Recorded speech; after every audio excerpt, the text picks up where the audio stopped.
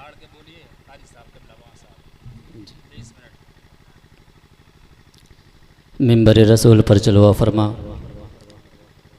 दिगर उलमाए इकराम व शोरा इस्लाम खुसूसियत के साथ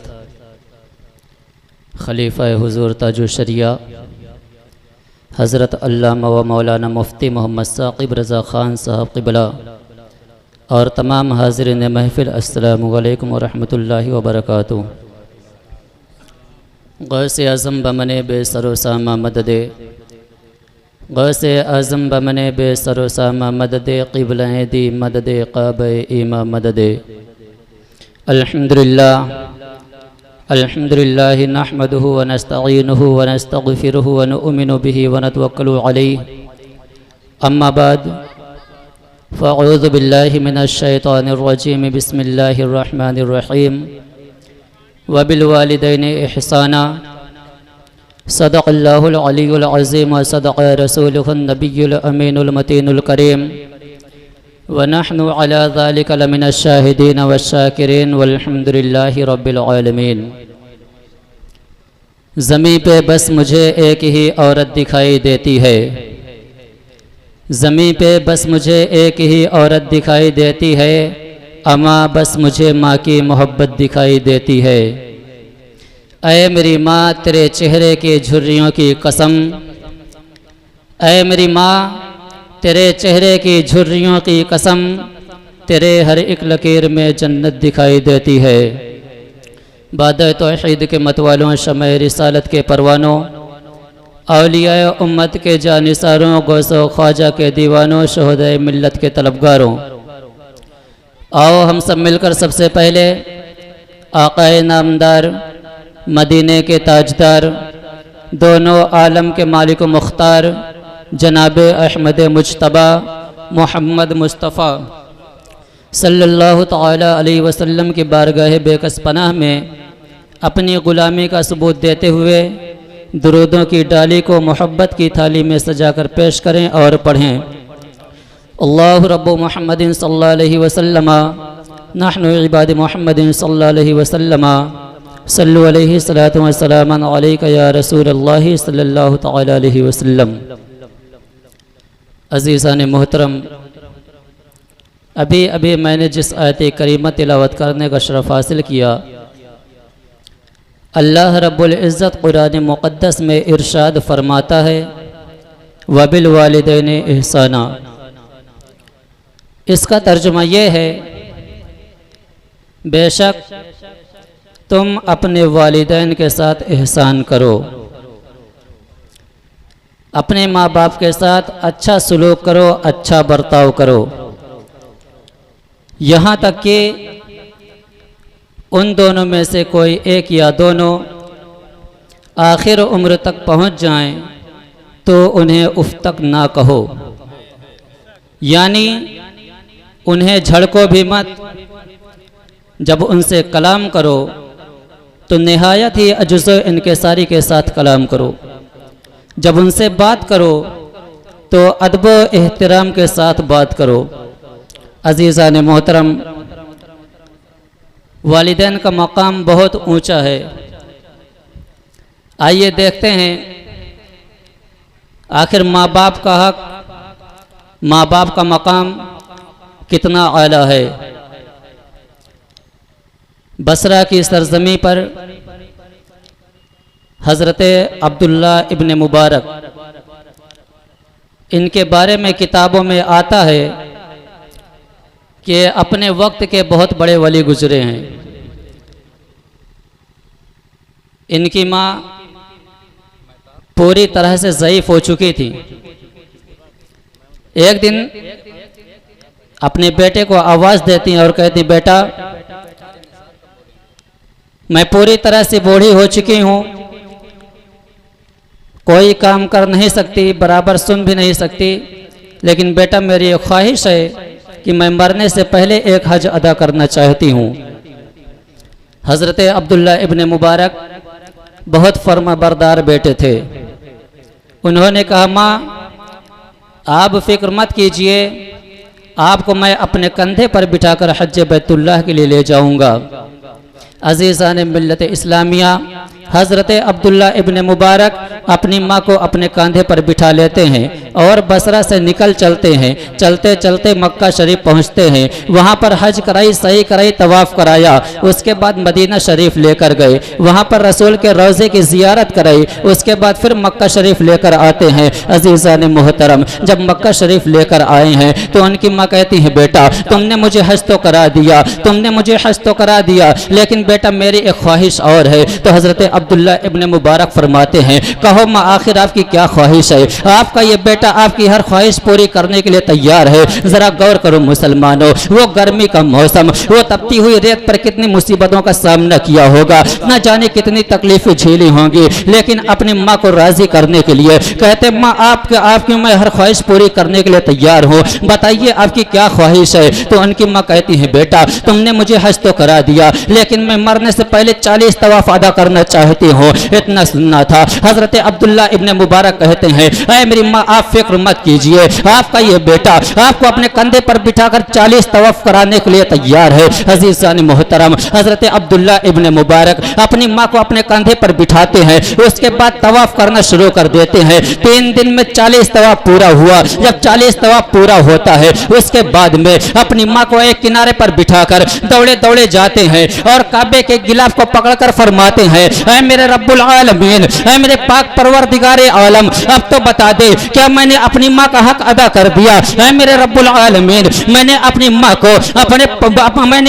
को बसरा से अपने कंधे पर बिठाया था, चलते चलाते मक्का शरीफ लेकर आया, हज कराई, सही कराई, तवाफ कराया, उसके बाद मदीना शरीफ लेकर गया। मौला वहाँ पर तेरे रसूल के, वहाँ पर तेरे महबूब के रोज़े की ज़ियारत कराई, उसके बाद फिर मक्का शरीफ लेकर आया, उसके बाद 40 तवाफ कराया। ऐ मेरे रब्बुल आलमीन, ऐ मेरे पाक परवरदिगारे आलम, अब तो बता दे क्या मैंने अपनी माँ का हक अदा कर दिया? तो गैब से सदा आती है, ऐ अब्दुल्ला इब्न मुबारक, तुमने तेरी माँ का जो पहला दूध का कतरा पिया था, अभी तो उसका भी हक नहीं अदा।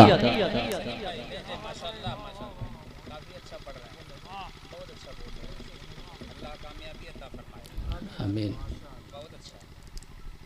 गैब से सदा आती है, ऐ अब्दुल्ला इब्न मुबारक, तुमने तेरी माँ का जो पहला दूध का कतरा पिया था, अभी तो उसका भी हक नहीं अदा हुआ। यह है माँ का मकाम। आज देखा जाता है अक्सर पेशतर लोग अपने माँ बाप की नाफरमानी करते हुए नजर आते हैं, माँ बाप को गालियां देते हुए नजर आते हैं। अगर माँ बुलाए बेटा इधर आओ तो कहते 2 मिनट रुको अभी आ रहा हूं। मुसलमानों शर्म आनी चाहिए ऐसे लफ्ज इस्तेमाल करते हुए तुम्हें। वो माँ जो तुम्हें रोते हुए देखकर दौड़ी चली आती थी, कहीं मेरे बेटे को कोई तकलीफ तो नहीं? वो माँ जो बार बार तुम्हें अपना काम छोड़कर देखते आती थी, कहीं मेरे बेटे को कोई परेशानी तो नहीं? आज उस माँ को कहते माँ 2 मिनट रुको अभी आ रहा हूं। अक्सर तो ऐसा देखा जाता है कि मोबाइल में बिजी रहते हैं, माँ आवाज देती बेटा पानी ला दे मुझे दवा खाना है, मोबाइल में बिजी कहते रुको अभी मैं आ रहा हूं। बाप कहता बेटा मुझे खांसी आ रही दवा उठा दे, मोबाइल में बिजी कहते अभी आ रहा हूं। मोबाइल की अहमियत ज्यादा हो गई माँ बाप से? माँ बाप की अहमियत कोई नहीं। ऐसा लगता है कि इसे माँ ने नहीं बल्कि मोबाइल ने पैदा किया हो। शर्म आनी चाहिए मुसलमानों। उसके बाद जब माँ बाप बद्दुआएं देंगे, तकलीफ होंगी, तो दौड़े मौलाना साहब के पास आएंगे, मौलाना साहब कोई तावीज़ बना दीजिए, मेरे घर में परेशानी हो रही है। मैं कहना चाहता हूं नादानो, अपने माँ बाप को नाराज करके तुम एक नहीं 1000 तावीज़ लेकर जाओ घर में लटका दो, फिर भी बरकत नहीं होने वाली। इस वाक़े से अंदाजा लगाओ कि माँ बाप की दुआएं और बद्दुआएं कितनी कबूल और मकबूल हुआ करती हैं। एक जवान अपनी माँ के पास आता और कहता ऐ मेरी माँ मुझे इजाजत दे दीजिए, मैं हज बैतुल्लाह के लिए जाना चाहता हूं। उस वक्त उसकी माँ की तबीयत ठीक नहीं थी। उसकी माँ कहती बेटा इस बार नहीं अगले साल चले जाना। तो वो कहता ऐ मेरी माँ मैं इस बार ही जाना चाहता हूं, मुझे इजाजत दे दीजिए। तो उसकी माँ कहती बेटा मैं इजाज़त नहीं दे सकती, अगले साल चले जाना। तो नौजवान कहता है ऐ मेरी माँ, आप मुझे इजाज़त दो या ना दो, मैं हज बैतुल्लाह के लिए तो इस बार ही जाऊंगा। अजीज़ान मिल्लत इस्लामिया, वो अपनी माँ के दिल को दुखाकर हज बैतुल्लाह के लिए रवाना हो जाता है। इधर इसकी माँ नाराज़ हो जाती हैं और मुसल्ला बिछाती हैं, अपने हाथों को उठा देती हैं और कहती ऐ मेरे रब्बुल आलमीन, ऐ मेरे पाक परवरदिगारे आलम, मैंने बचपन से लेकर अब तक अपने बेटे के ऊपर कोई परेशानी ना आने दी, उसके ऊपर कोई मुसीबत ना आने दी, लेकिन मौला आज मेरे बेटे ने मेरे दिल को दुखाया है। ऐ मेरे रब्बुल आलमीन, आज मेरे बेटे ने मेरे दिल को दुखाया है, उसको किसी अज़ाब में मुब्तला कर दे। अल्लाहु अकबर, इतना कहना था। इधर ये नौजवान चलते चलते एक ऐसी मंजिल पर पहुंचता है, एक ऐसे मकाम पर पहुंचता है, एक ऐसे शहर में दाखिल होता है जहां पर उसका कोई पहचान का नहीं है, उसका कोई रिश्तेदार नहीं है, उसका कोई अजीज़ व क़रीब नहीं है। अंधेरी रात हो जाती है, सोचता क़याम कहाँ किया जाए। उसके बाद जब थोड़ा आगे बढ़ता है, एक मस्जिद नजर आती है, सोचता है चलो आज की रात इस मस्जिद में क़याम कर लेते हैं, सुबह होते ही अपने सफर पर रवाना हो जाऊंगा। अज़ीज़ान मिल्लत इस्लामिया, वो हज बैतुल्लाह का मुसाफिर उस मस्जिद में ठहर जाता है। लेकिन आओ जरा देखो मुसलमानों, अल्लाह तबारक व तआला जब अपने बंदे को अज़ाब में डालता है तो किस तरह डालता है, उसके बाद जब निकालता है तो किस तरह निकालता है। अज़ीज़ान मिल्लत इस्लामिया, उसी शहर में किसी के घर में एक चोर घुस आया। जब मकान मालिक को चोर का इल्म हुआ कि मेरे घर में चोर दाखिल हो गया है, तो उसने लोगों को बुलाया और चोर को दौड़ाना शुरू किया। चोर भागते भागते आया, मस्जिद के पास पहुंचता है तो लापता हो जाता है, मस्जिद के पास पहुंचता है तो गायब हो जाता है। लोग उसको चारों तरफ देखते हैं, चोर नहीं मिलता। लोग समझे चोर चला गया, चलो वापस चलते हैं। इतने में एक शख्स की नजर जब मस्जिद की कुंडी पर पड़ती है, वो कहता है लोगों ठहरो जरा, देखो मस्जिद की कुंडी खुली हुई है, चलो अंदर चलकर देखते हैं, शायद वो चोर मस्जिद के अंदर चला गया हो। लोग जब अंदर जाकर देखते हैं तो क्या देख रहे हैं, वो हज बैतुल्लाह का मुसाफिर नमाज की हालत में खड़ा हुआ है। लोगों ने जब उसको चारों तरफ से देखा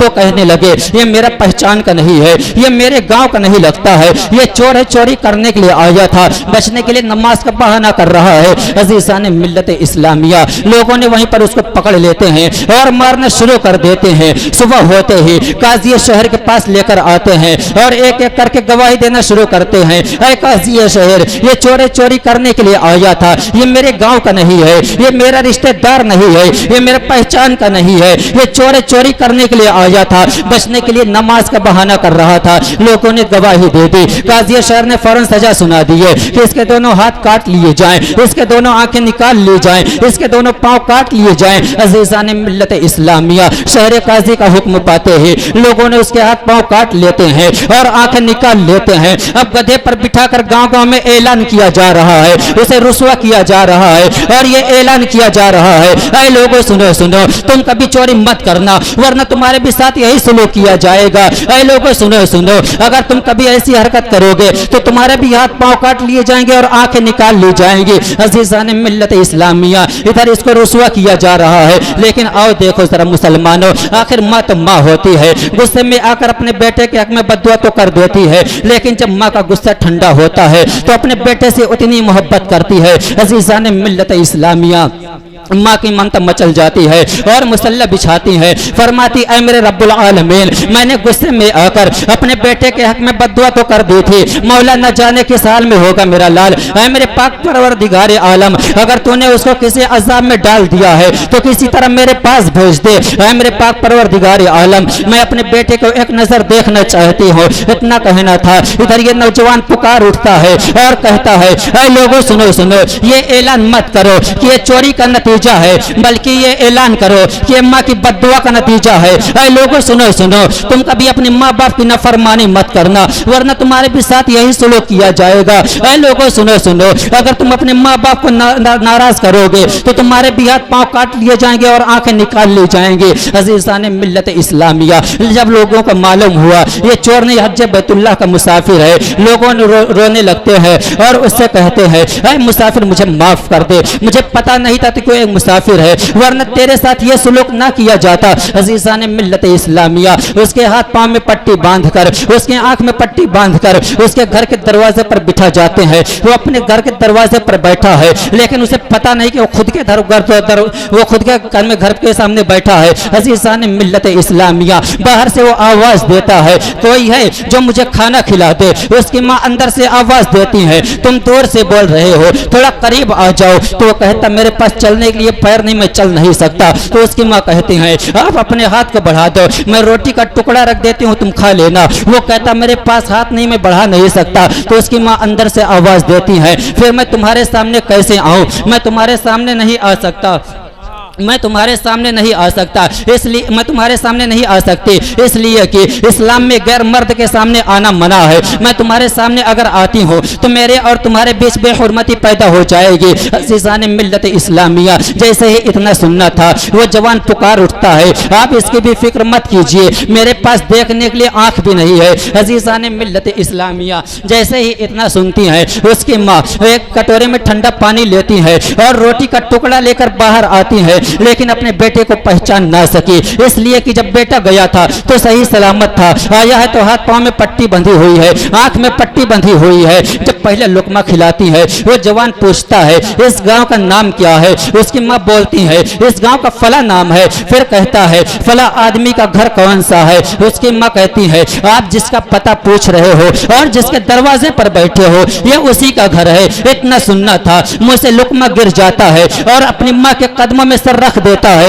और कहता है ऐ मेरी रब, ऐ मेरी माँ, मैं तेरा वही नाफरमान बेटा हूँ जो तेरे दिल को दुखाकर आज बैतुल्लाह के लिए गया था। ऐ मेरी माँ, ये तेरे बद्दुआ का नतीजा है जो मुझे चोरी के जुर्म में पकड़ा गया है। इतना सुनना था कि माँ का कलेजा फट जाता है और दिल से जुबान के रास्ते आवाज निकलती है, ऐ मेरे रब्बुल आलमीन, ऐ मेरे पाक परवरदिगारे आलम, तूने मेरे बेटे को ऐसे अजाब में डाल दिया है, ऐसे अजाब में मुब्तला कर दिया है कि गांव वाले मेरा मजाक उड़ाएंगे, रिश्तेदार वाले मेरा मजाक उड़ाएंगे, खानदान वाले मेरा मजाक उड़ाएंगे। लोग यही कहेंगे इसका बेटा तो चोर था, चोरी करने के लिए गया था, तभी तो इसके हाथ पांव काट लिए गए। मौला मैं इस दुनिया में रुसवा नहीं होना चाहती, बेहतर ये है कि मैं और मेरा बेटा इस दुनिया में नहीं रहना चाहती। मौला मुझे इस दुनिया से आजाद कर दे। इतना कहना था, अल्लाह तबारक व तआला फौरन हजरत इस्राइल अलैहिस्सलाम को हुक्म देता है और कहता है ऐ इस्राइल, मैंने शुरू से लेकर अब तक अपनी बंदी की हर दुआ और बद्दुआ को कबूल किया है, ठीक इसी तरह ये भी दुआ कबूल करता हूँ। मेरी बंदी और उसका बेटा अब उस दुनिया में नहीं रहना चाहते, जाओ उन दोनों के रूह को कब्ज कर लो। अज़ीज़ान मिल्लत इस्लामिया अल्लाह तबारक व तआला का हुक्म पाते ही हजरत इस्राइल अलैहिस्सलाम आते हैं और उन दोनों के रूह को कब्ज कर लेते हैं, उन दोनों का इंतकाल हो जाता है। अब मैं उन लोगों से कहना चाहता हूँ जो अपने माँ बाप की नाफरमानी करते हुए नजर आते हैं, जो अपने माँ बाप को गालियाँ देते हुए नजर आते हैं, जो अपने माँ बाप को मारते और पीटते नजर आते हैं, जरा गौर करो मुसलमानों, अगर तुम्हारे माँ बाप ने तुम्हारे हक में बद्दुआ कर दी तो खुदा की कसम तबाह बर्बाद हो जाओगे, तुम्हें कोई तबाह होने से बचा नहीं सकता। अक्सर लोग ताना देते हैं, अपने माँ बाप को ताने देते हैं कि आखिर तुमने मेरे लिए किया ही क्या है। अम्मा याद कर तू वो दिन जिस दिन तू पैदा हुआ था, चलने फिरने के काबिल ना था, उठने बैठने के काबिल ना था, बोलने बात करने के काबिल ना था। उस वक्त तेरी माँ ने अपने जिगर के खून को दूध बनाकर तुझे पिलाया। जब तू बिस्तर पर पेशाब कर दिया करता था, उस वक्त तेरी माँ ने तुझे अपने सीने पर सुलाया। ये तेरा वही बाप है जिसने तेरी उंगली को पकड़कर तुझे चलना सिखाया, अपने मुंह का लुकमा तेरे मुंह में डाला, तुझे खिलाया और दूसरे की गुलामी करके तेरी परवरिश की, तुझे पढ़ाया लिखाया और आज जवानी की दहलीज पर लाकर खड़ा किया। आज तो अपने माँ बाप को ताने देता है कि आखिर तुमने मेरे लिए किया ही क्या है। याद रखना मुसलमानों, अगर तेरे माँ बाप नाराज है तो तबाह बर्बाद हो जाएगा, कोई भी इबादत तेरे काम नहीं आएगी, यहाँ तक कि तेरे पीर की पीरी भी तेरे काम नहीं आएगी। तुझे बर्बाद होने से कोई बचा नहीं सकता। फिर चाहे तू जितनी नमाजें पढ़ ले, चाहे जितने रोजे रख ले, यहाँ तक कि तू सजदे पे सजदा करता रहे, हज पे हज करता रहे, यहाँ तक कि तू काबे के गिलाफ को पकड़कर चूमते चूमते मर जाए, अगर तेरे माँ बाप नाराज हैं तो सारी इबादत बेकार। हाँ जवानों, याद रखना, हमारे आका रसूल अकरम सल्लल्लाहु अलैहि वसल्लम इरशाद फरमाते हैं कि जिसने अपने माँ बाप को नाराज किया, गोया कि उसने मुझे नाराज किया, और जिसने मुझे नाराज़ किया गोया कि उसने अल्लाह को नाराज़ किया, और जिसने अल्लाह को नाराज़ किया उसका ठिकाना जहन्नम है। फिर हमारे आका रसूल अकरम सल्लल्लाहु अलैहि वसल्लम इरशाद फरमाते हैं कि जिसने अपने माँ बाप को खुश किया गोया कि उसने मुझे खुश किया, और जिसने मुझे खुश किया गोया कि उसने अल्लाह को खुश किया, और जिसने अल्लाह को खुश किया उसका ठिकाना जन्नत है। हमें करनी है शहंशाह बतहा की रज़ा जोई, वो अपने हो गए तो रहमत परवरदिगार अपनी। अल्लाह तबारक व तआला से दुआ है मौला कि हम तमामी मुसलमान भाइयों को अपने वालिदैन से सच्ची मोहब्बत करने की तौफीक अता फरमाए, खुसूसियत के साथ कानून शरीयत पर अमल करने की तौफीक अता फरमाए। अस्तगफिरुल्लाह रब्बी मिन कुल्लि ज़ंबि व अतूबु इलैह, अशहदु अल्ला इलाहा इल्लल्लाह।